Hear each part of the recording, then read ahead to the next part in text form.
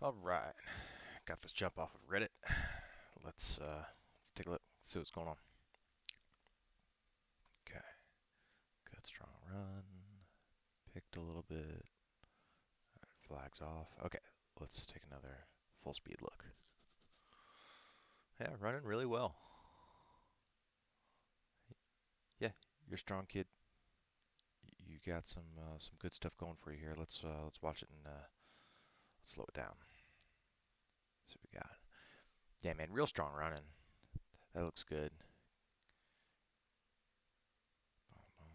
Yeah, it gets picked off under. Flags out. Okay.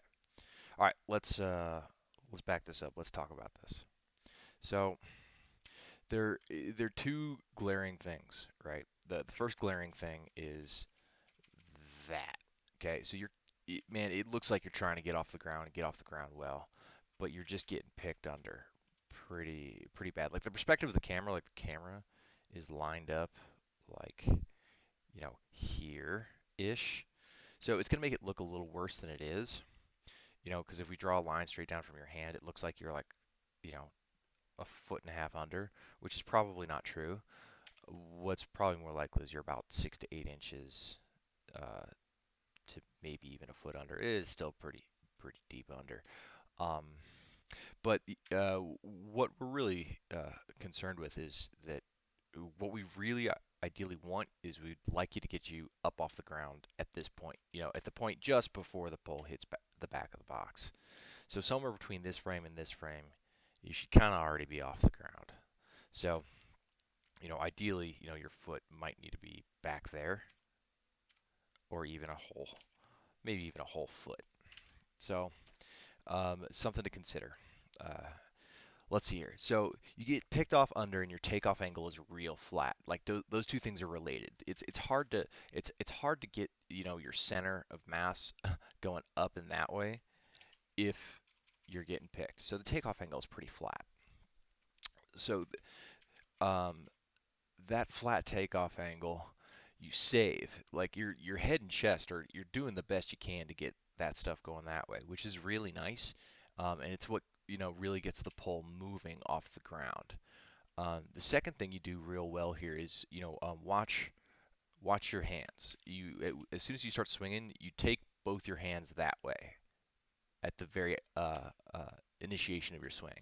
So bang, like that. Your hands move that way, and it rolls the pole in pretty decently. And those two things, your head and chest drive, and then you moving the pole out and away from you when you make a move to swing, is definitely what's getting this jump to work. I mean, you're obviously pretty fit, pretty bowed up little dude, because you can turn this you know into that, which is good.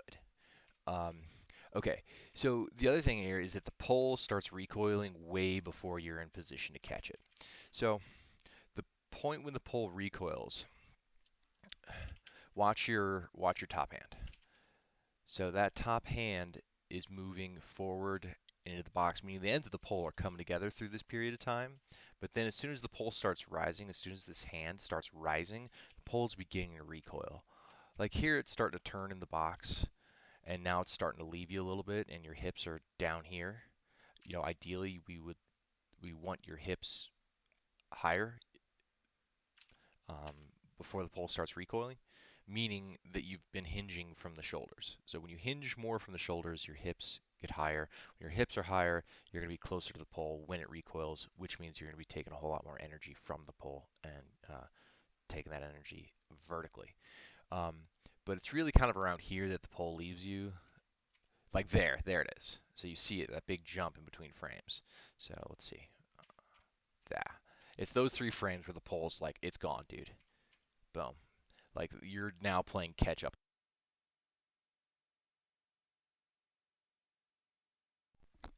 The pole's recoiling, and you're just you're trying to catch up. So the pole's going up, and you're trying to in order to really catch this, your hips would have to be accelerating this way faster than the pole is recoiling, which is so freaking dang hard to do. Like it's It's not worth it to try to muscle your way up the pole when the thing's leaving you.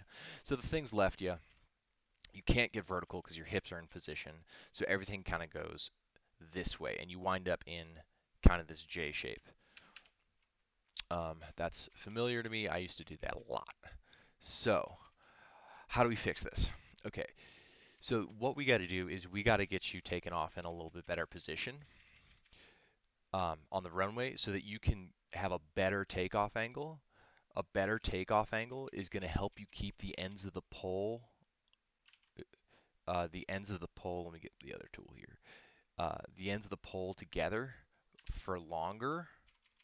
That way you have a chance to get your hips higher than your shoulders. You have a chance to hinge from the shoulders more, which is going to, instead of being here when the pole starts to recoil, hopefully your hips are like up here and your shoulders are like more like there. You know what I mean? That way, when you make a move up the pole, you can take your right hand to your right hip and you are going to try and take your body this way. That's going to get you much more out of the pole, and it's going to roll into vertical past vertical better, meaning that the pole is going to go this way instead of finishing straight up and down. The pole is probably going to end up, more like this, meaning you can grip a little higher. You might, out of that, you might get an extra, 3 inches of grip, maybe another inch. Hard to tell. Maybe if you hit it hard enough, if you get off the ground good enough, that's going to put you on the next pole, for sure, depending on what the gap is to your next pole. So, bottom line, we got to fix this. So, how do we do that? Well, we have to think about why are you under here. So, one of two things is going on, or maybe both. It's hard to tell. So, either you get to about here in your run and you're looking at the box and you're going, oh shit, the box is way too far out. I gotta reach for the box. And so you stride out these last like 4 steps are striding out, especially the last one. Like if you look at the amount of ground you're covering in all of these steps,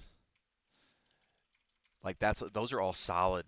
Those are all solid freaking steps. And then about right here, you start striding them out, and this last one you cover like 45 feet to get to. I mean, it's not that bad. I think I'm exaggerating, but you cover a lot of ground in that last one, and you kind of reach yourself under like that. And then the pole hits you. You try and hit it back, and you hit it as hard as you can, and then the pole's gone. So either you're actually you're where you're starting your run from is too far away, and you get here and you want to reach for the comfortable position to take off in, or what I think might actually be happening is look at the weight of your hands and the way your hands are guiding the pole in these last few steps. Like we're going to look at this 25% speed, back it up to like right there. So the the position of the pole kind of stays the same through here, and then look at what your arms do. They're flapping, they're looking good, and then they kind of stop. See? So what that means is that you're putting a lot of weight into your arms to guide the pole into the box. So when you put your weight into your hands, the weight of the pole into your hands, especially the front one like this, what happens is your center of gravity has to move forward in order to balance. Okay? So when your center of gravity moves forward, in order to keep running, you have to put your foot underneath your center of gravity, which is freaking lined up with that hand. Okay? So ideally, you want to have a more free falling of the pole the whole way. So the pole tip is dropping just a tiny, tiny bit the whole way. That way you can keep your feet underneath you instead of out in front of you like that.